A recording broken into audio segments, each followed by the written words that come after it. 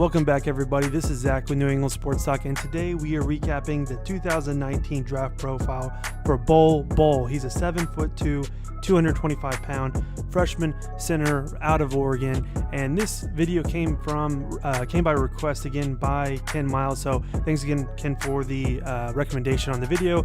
Again, if you guys want to see something in particular, a certain player or a certain topic to talk about, leave a comment. Let me know what you want to see, and I will put it out for you.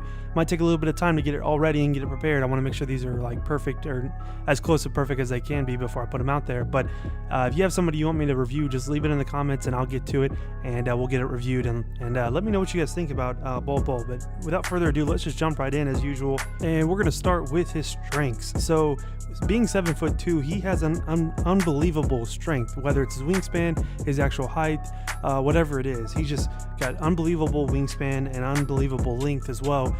Obviously, that's his name of his game, is just length. He's kind of like a Thon Maker, sort of, with just unbelievable length and that kind of thing. Also, because of that, he's fantastic at shot blocking, getting rebounds as well.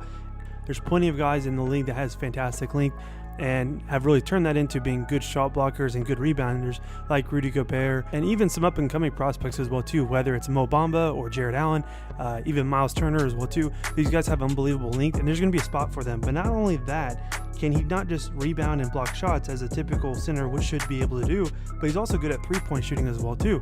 That was the reason why Mo Bamba was so highly sought after, I guess, last year, coming into the, in the draft and everything, was because of the fact that he can shoot threes.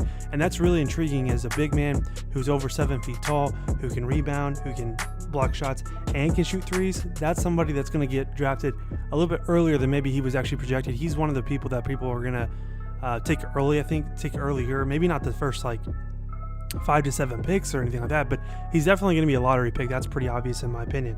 Now, also being 7'2", he's actually very agile. He's got quick feet, and he's able to maneuver, recover on defense, able to run the floors on offense as well. And that's really the name of his game: shot blocking, his length, his rebounding, his three-point shooting, and his agility as well too. Really is able to put him in like a whole class of his own as far as these centers that are coming out because of these skills that he has. Now let's talk about some of the growth areas that he has. Now, first thing, again, this is very similar to what I had mentioned on the Kevin Porter Jr. video as well too, was about his durability, essentially, is what we're looking at. He only played 9 games in college. Again, durability I put it as a growth area, just something that might be something that some NBA teams look at and maybe decide not to draft him or not to draft him just yet. That might be something that they have questions about, but I think he'll be fine. But he's only played 9 games. He's got a thin frame though, so you got to make sure that he puts on muscle as quick as he can. The same thing again is weight. He's got to put on weight. He's got to get muscle. He's got to get thicker as well, and just being able to last 82 games in the season plus playoffs if he's on a good team that can get to the playoffs. Another growth area for him is passing. This is pretty cliche with some of the bigger men coming into drafts or in the NBA as well too. Sometimes you don't have the best passing skills. There are some exceptions like Joel Embiid, Jokic, and several other ones as well too. Draymond Green, I guess, but he's not 7 foot tall. But there's plenty of good passing big men. Marc Gasol as well, and that really can make the difference as far as being a starter or getting earlier minutes early on, is your passing. And if you have a big man who can pass the ball, those teams are lethal. Like I said, Marc Gasol, Jokic, Joel Embiid, all 3 of those teams that had those guys, they're in the playoffs, right? And Marc Gasol is up 3. The Raptors are up 3-1 right now against the Warriors, unbelievably. But just having a good season all together has a lot to do with your passing ability, and it puts you on a whole nother level whenever your big man can pass really well as well too.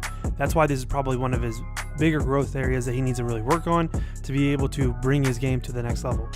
And like I said, he did only play about 9 games in college basketball, so we're going to kind of highlight his high school resume a little bit more here in this case. In 2018, he was a McDonald's All-American. He was named to the Jordan Brand Classic as well as the Nike Hoop Summit as well too. So fantastic extra awards or extra nominations as well for him. So pretty cool. Now, key matchups I want to talk about real fast as well So first thing was on November 16th, he played number 5 Syracuse. He had 26 points, 9 rebounds, and in that game he shot 11 of 17. So fantastic. That wasn't even his highest scoring, which is the next one I'm going to talk about. But the fact that he can shoot so efficiently at 11 of 17 as being a big man says a lot about his game and what he's going to bring to the next level.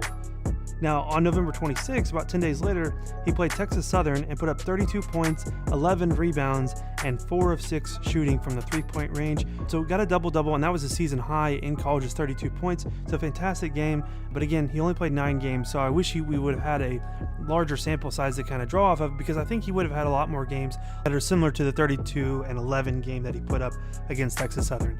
Now, as usual, guys, let's go ahead and put up his stats for 2018-2019. So in the 9 games, he averaged 21 points a game, 9.6 rebounds, 1 assist, and 56% shooting from the field. So not bad. He's really doing it all. Again, like I said, that assist, the passing, he's got to improve on that. You got to see that up maybe 2, 3, maybe even 4 assists a game if he's in a starting rotation. But it might be a couple years until he's in that range.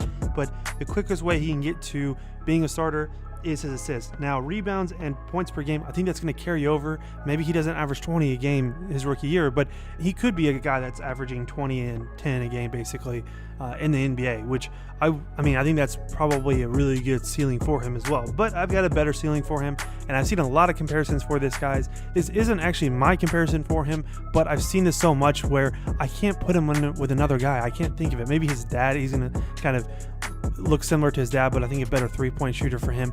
But the ceiling for him, the comparison ceiling that I have for him is Porzingis. I know, don't roll your eyes, guys. This is a very, very interesting comparison for Bol Bol. He's got the shot blocking, he's got the size, he's got the three-point shooting. The problem is, can he stay healthy? We know that Porzingis has had some health issues this past year before he got traded to the Dallas Mavericks. But Porzingis really came out and surprised a lot of us. I'm not saying Bol Bol is going to be the next Porzingis, but I'm going to say he is probably going to be the biggest surprise coming into the NBA season. And I wouldn't be surprised if he finishes, assuming he's healthy, I wouldn't be surprised if he finishes top 5 in rookie of the year award. Like he finishes top 5. Maybe he doesn't win it because I think there's some better prospects in the draft, like Zion Williamson, for example. There's some better players in the draft, but he's going to be, I feel like, assuming he doesn't have injury issues, assuming he can stay healthy, I feel like his ceiling for his rookie year is going to be somebody who can finish in the top 5 in the rookie of the year conversation. And then from there on, it's just a matter of him putting on weight, him being able to pass better, him being able to really develop into the player that he wants to be at the next level. And I think that's how he's going to get minutes. So as always, guys, that was my review of Bol Bol out of Oregon. Fantastic prospect. I cannot wait to see this guy in the next level. So as usual, guys, go ahead and leave a comment. Let me know what you thought. Like the video, subscribe if you're not already subscribed, and let me know what you want to see next, and I'll go ahead and see if I can put it out for you guys. All right, see you in the next one. Thanks.